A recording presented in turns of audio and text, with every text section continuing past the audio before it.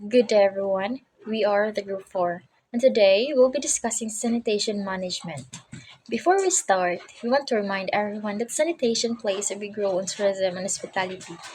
Dili lang ni about sa cleaning, but also making sure na safe, limpyo, ug comfortable ang environment para sa guests ug staff. In this discussion, we'll walk you through what sanitation management is, why it matters, and saan pag-implement sa mga proper practices to keep operations safe and efficient. So, let's begin first with what is sanitation management in tourism and hospitality? It is the systematic and rigorous practice of ensuring cleanliness, hygiene, and safety across all operational areas. The goal is to prevent the spread of diseases, minimize environmental impact, and protect the health and confidence of both guests and staff. Meaning to say, ang sanitation management in tourism and hospitality, it is the organized way of making sure nga limpyo, hapsay, o safe ang tanan nga area sa establishment. So this means nga every part sa hotel or resort, ma-kitchen man, guest rooms, restrooms, public spaces, dapat pirmi in good condition or free from anything that can cause illness. The main goal ani is to stop the spread of diseases. Kay once nga magka-contamination or foodborne illness, dali kaayo maapektuhan ang guests ug staff. Gusto po dato ma-minimize ang environmental impact like proper waste disposal, correct handling of chemicals, or responsible water use. Most importantly, sanitation builds trust. Kung limpyo ug safe ang lugar, mas manpanti ang guests ug mas ma-motivate ang staff nga para mo trabaho properly. This helps the business nga mas stay professional, credible, and also welcoming. Let's proceed with food contaminants.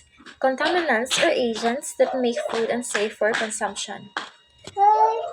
Food contaminants or anything nga makapahimo sa food nga unsafe kaungon. Mao ni ang mga substances or agents nga makakause og illness or injury kung ma-mix ni sila sa food. So, natay tulo ka types sa contaminants. First, we have biological. This includes microorganisms from living organisms that can cause foodborne illness. Means to say, these are the contaminants nga gikan sa living organism. Sila ang pinaka-common cause sa foodborne illness. Kung makasulod ni sila sa food, dali kaayo mapakasakit sa tao. Like for example, bacteria. Like Salmonella, Listeria, monocytogenes ug E. coli. Kaning mga bacteria makahatag og diarrhea, pagsuka-suka ug other serious infections. Also, we have viruses like norovirus ug hepatitis A. Kasagaran ni sila gikan sa contaminated water or from infected food handlers. Last, we have the parasites like tapeworms ug protozoa. Usually, gikan ni sila sa undercooked meat, contaminated water, or food handled without proper hygiene. Second, chemical. This occurs when toxic chemical substances contaminate food. Examples are cleaning agents, accidental contamination from detergents or sanitizers. Second, pesticides. And lastly, heavy metals. Third types of food contaminants is physical. These are foreign objects that accidentally enter food and can cause injury. Examples are fruit pits, bones, shells, glass, hair, plastic, or pits or dropping. So these are the three types of contaminants. Now let us proceed to the flow of food. So what is the flow of food? The flow of food refers to the entire path the food takes in a food service establishment. So it starts from purchasing the ingredients down to finally serving the dish. So each step must be carefully managed to maintain food safety and prevent contamination. Managing food safety throughout this process is essential, and there are stages in the flow of food, and these stages include purchasing and receiving, storage, preparation, and cooking. So let's go back to purchasing and receiving. So in this process, you have to buy the ingredients, or I mean, you must only buy the ingredients only from trusted and approved suppliers. So, and then when items arrive, immediately check them for quality, damage, and proper temperatures to ensure that they are safe to use. And the second one is storage. So you have to store the food right away at the correct temperatures. Follow the first in and first out, or FIFO method to rotate stock. Keep raw food separate and below ready to eat foods to avoid cross contamination. Now the third one is preparation. So you have to prepare food in a small batches to keep it safe and fresh. Prevent cross-contamination by using separate color-coded cutting boards and utensils for different types of food. Now the last one is cooking. Cook food to its required minimum internal temperature to kill harmful bacteria and ensure it is safe to eat. Holding: keep hot food at 140°F, 60°C or higher, and cold food at 40°F and 4°C. Cooling: cool hot food from 140°F and 60°C to 40°F for 4°C within a specific time frame using proper techniques such as ice baths or shallow containers. Reheating: quickly reheat cold food to 165°F, 74°C within 2 hours. Serving: use proper serving utensils and maintain personal hygiene to prevent contamination. Here are the importance of each. Holding prevents bacterial growth and foodborne illness. Cooling prevents bacterial growth in the danger zone. Reheating kills bacteria that may have grown during cooling. And the last one, serving, prevents contamination and cross-contamination. Hazard Analysis and Critical Control Points (HACCP) is a preventive science-based food safety management system that controls biological, chemical, and physical hazard. It is based on 7 core principles.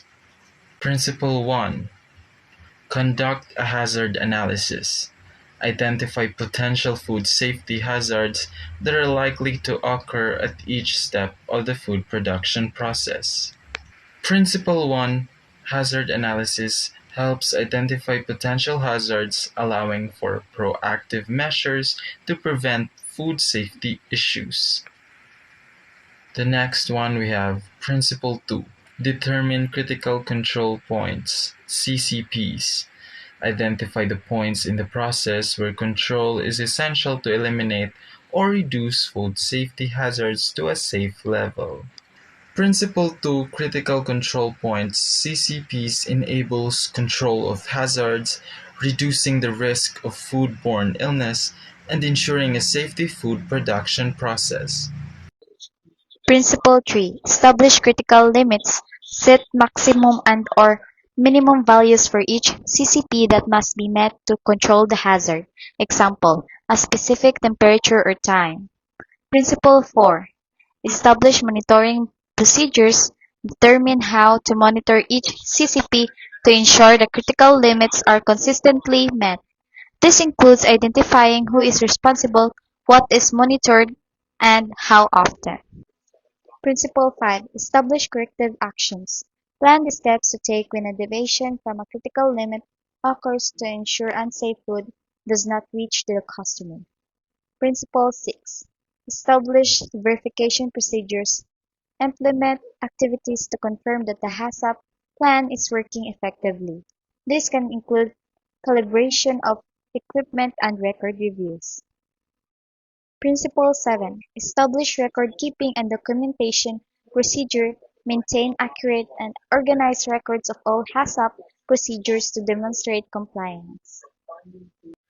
Personal and environmental hygiene. Maintaining a clean and sanitary environment is crucial for preventing the spread of illness and contamination.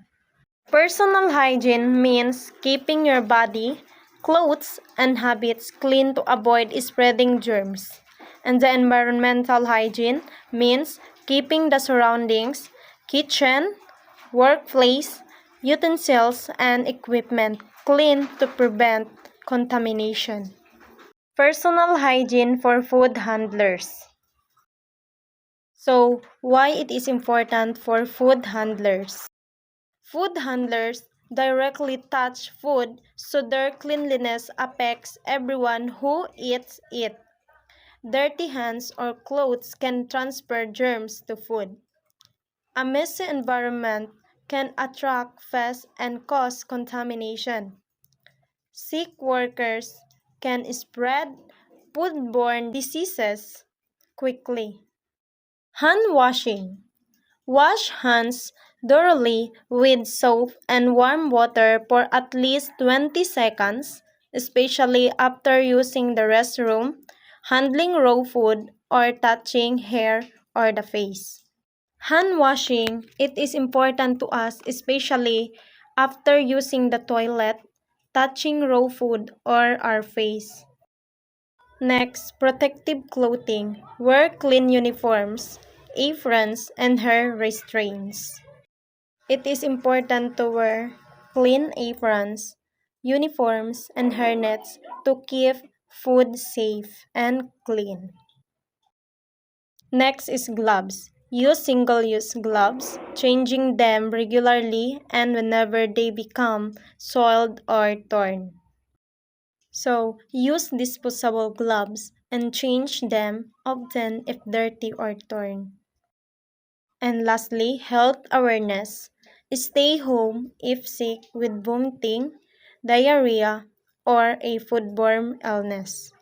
So if you're sick with vomiting, diarrhea, or foodborne illness, you need to stay at home. Clean environment. Keep cooking areas, utensils, and surroundings sanitary to stop germs from spreading. A clean environment means safe food and healthy people. Environmental hygiene, cleaning and sanitizing. Follow proper procedures for cleaning and sanitizing all food contact surfaces and equipment.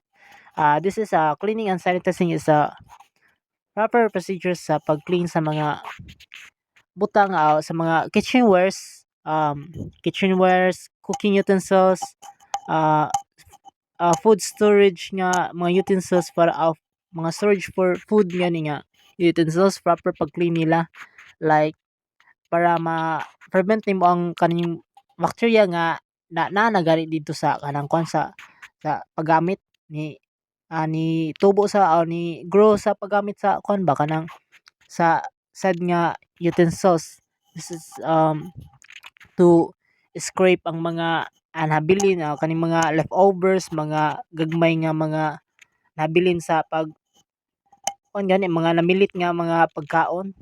Yes, kay muna ang kanang ang kwan sa mga bacteria muna yung favorite nila nga target ana sila mo grow nya mo anang mo contaminate din sa whole nga utensils like that, like to scrape them then wash them truly. So ikon gani kanang sabunan yung maayo unahon og sabon ang mga ang important nga kani yung duol sa tawo nga kanang kuan kanang mga utensils like spoons, mga ladles, spoons, fork, kaning mga ihungit nga nato sa mga baba nato nga kanang igamit nga para ihungit sa atong baba.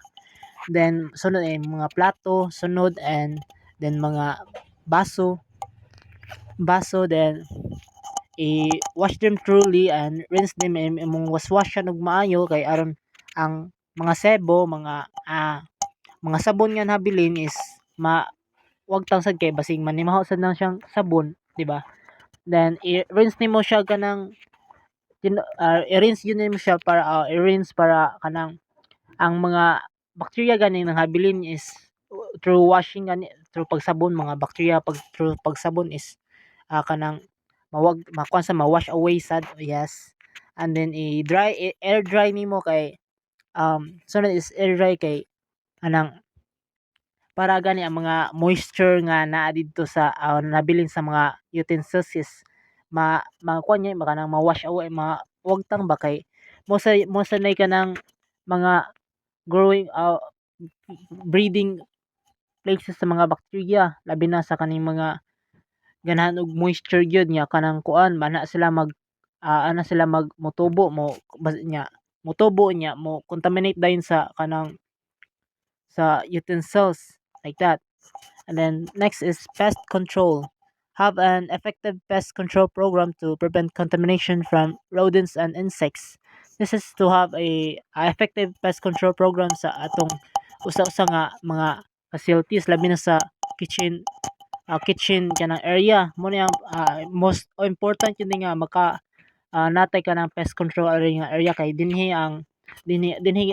mo ang kitchen area is mo yun ay place nga maka-attract sa mga rodents, mga ilaga, ok sa mga labi na sa mga langaw ana kay diha man ang mga food nga food mga ana man ka mag-handle og food, mag-cook og food nya na mga chemical spills ana mo na ilang ma-attractan. So mga program ang pwede ka mag-implement og mga program like imong i-seal ang cracks sa mga liki-liki sa kanang walls, mga liki-liki sa walls, imong i-seal or imong repair nya aron ma-prevent gani nga magian sa mga kanang kuan ilaga og sa uk-ok ma-prevent nga ilang agian ba aron di sila kaagi. Next is pwede imong mag-implement og pest control like magbutang kag mouse trap pwede sad ka mo gamit og ganing mga sanitation, of course sanitation para dili gani manimaho og kanang ma-attract ang mga pest sa mga baho sa labi na sa kitchen area dapat i-sanitize yun na siya para kanang dili ma-attract ang mga pest ba. Then pwede sad ka mogamit og pesticide kana lang least hazardous kanang dili kay kanang isog gani kay kitchen ba ana kung isog sad kani imong gamiton nga pesticide pwede sad na siya harm sa mga food nga imong ipang-handle diha sa kitchen like that. And then most importantly pwede sad ka regular inspection like imong inspect ang mga kanang dark corners kay mo na kanang possible nga kanang puy-an sa mga rodents sa mga ilag sa mga uk-ok mo na lang kanang possible nga puy-an kaning mga likod sa mga stove sa kaning sa ref kaning labi na sa kaning storage area mo gyud na ilang paborito nga nang puy-an. So dapat i-inspect na nimo kanunay or regular or kanang everyday para gyud wala gyud kanang kuan pest free gyud nga area. Then next is waste management. Use covered food pedal garbage bins and remove waste regularly to avoid accumulation. This is why it is preferable to use foot pedal garbage bins. Ngano kay kaning foot pedal is mo abli ra ang kaning garbage bins kaning basurhan sa imo rang tamakan sa imong ang tail ang katong lever nga nasa ubos. Why hindot ni siya nga kanang kuan kanang garbage bins because ang hands-free na gani siya nga kuan pag open hands-free na gani siya nga garbage bins nga pag open i-open nimo din nakakinahanglan kanang kamot nimo din na nimo kinahanglan kuha pa nimo sa imong kamot para i-open ang garbage kundi sa tiil na lang since nagamit naman ka kuan man kanang ang kamot is dali siya ma-infectan gani og kanang mga ma-contaminate og mga bacteria labi na sa kaning kuan basura gyud ka mag-handle like that. So pwede ra nimo kanang tamakan to siyang lever nga nasa ubos mo open na siyang kanang yang tabon then pwede ra nimo ibutang largo ang imong kaning kuan kanang basura nga gibitbit aron maiwas gani ang double nga pagka-contaminate bisag bisag pag ni use ka gloves para dili makuha nimong kamot, nagya po na siya kanang tendency nga nahimo kapyot nga bacteria sa imong mga wrist, sa imong mga bukton, like that. Nga wala na cover sa gloves. Ya, hugaw na ba imong gibitbit niya mo gunit pa gyud ka sa tabon, doble na ang contamination nga mahitabo, di ba? Doble na ang kanang doble na ang bacteria nga mo abot sa imong kanang mo kapyot sa imong mga kuan arm, like that. So it's preferable to use foot pedal para sa foot na tabakan nimo sa foot mo, abli na tong baba sa kanang garbage, pwede mo butang largo ya, dili na kay kanang minimize ang siyang kanang iyang kuan kanang tendency nga nay bacteria nga mo kuan pagid sa imong, like that. And then facility maintenance, ensure proper infrastructure including good ventilation, sewage system, and water supply. So why is it important to have facility maintenance? First is to kaning kuan yun niya, most important no is ang pag-ensure nga danger free ang inyong kaning facility nga inyong trabahoan baron sa kitchen baron nga kanang kuan handlean sa mga food, labi na kaning mga good ventilation. Kay kung sira ganing good ventilation labi na sa kaning kitchen area, ang kaning mga aso mag-accumulate ni ma-stuck ni siya sa kanang sira nga ventilation, pwede siya mo escape sa ventilation niya mo ari sa kanang sa inyong area niya, pwede na siya mo contaminate sa mga food nga inyong panghandle mo, basig manimahong aso, bisag may pagaluto pero manimahong aso, like that. And sewage system, importante sa ning sewage system because kung mo ang clog mo kuan gani ang maklag gani ang sewage system, na tendency nga mo awas, like that, sa mga sa mga kanang tube system niya mo awas, then di ba hugaw mahugaw yun ang imong kanang area na niya, kaliban sewage system kay kuan ba daghan ba kaning mga kuan diri kanang bisag unsa ba ang mga chemicals nga ni agi ba ari niya, kung igawas na tendency nga mo di lang kay mo contaminate sa food, pero sa kuan sa inyong area sad ba mo kuan gani manimaho nga laing baho nga mo kuan mo mugawas laing manimaho ba ana. And then water supply, so important man gyud water supply sa anang labi na sa kitchen area, kay ana ta mo na atong gamiton sa paghugas sa kamot, hugas sa mga anang foods o sa mga ingredients nga lutuonon, and then ihugas sa mga kitchenwares, mga kitchen utensils nga atong gamiton para i-prep mag-prep or mag-handle sa taglaing nga food, di ba? Pero kung kani dili ma-fail nila og kanang maintain maguba o mabaw yung kanang kaos nga sa lain nga building, or ma-disrupt gyud ang iyang kuan sa kitchen, ang workflow sa kitchen. Kaya importante gyud ning water. And then if kuan ka di gani maintain na di gani mabantayan, basig basig ma-contaminate ang water sa mga harmful bacteria nga moadto sa food, igamit sa food o ato mo contaminate sa food, may tendency nga maghimo og kanang cross contamination, mag poison, basig na poison o intoxication, infection ana. So it's important to have a facility maintenance para ensure nga danger free gyud inyong kanang area nga gitrabahoan baron or gigamitan, right? That's all, thank you.